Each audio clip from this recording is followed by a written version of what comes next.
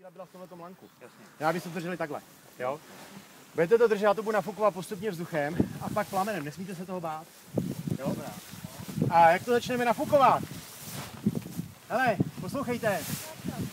Jak to začnu nafukovat vzduchem, tak potřebuji, aby ty ostatní šli okolo toho balónu a opatrně ho ještě roztahovali, protože aby ve prostředku nebyl složený. A jak se začne nafukovat, tak potom se lehce potáhnout. Jo?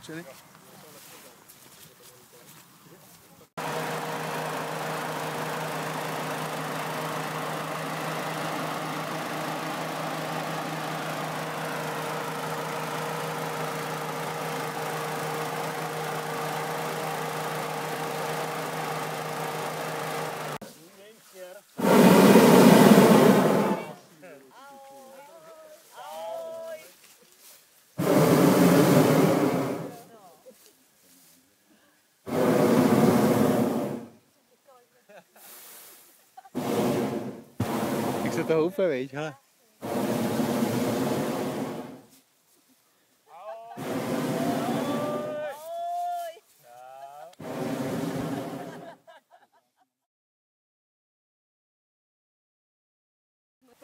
Začnu šetřit na balón. Jak bylo to dobrý. Ještě vypouštěj. To je krásný životci. To je adrenalin, co? Ty nás to drželo jak svině, to většinou. Ale jde o hovno, já měl paliva dost, ale už je západ. Já tady zůstanu sám a uletu. Počkejte, zavřete flačky, všechny.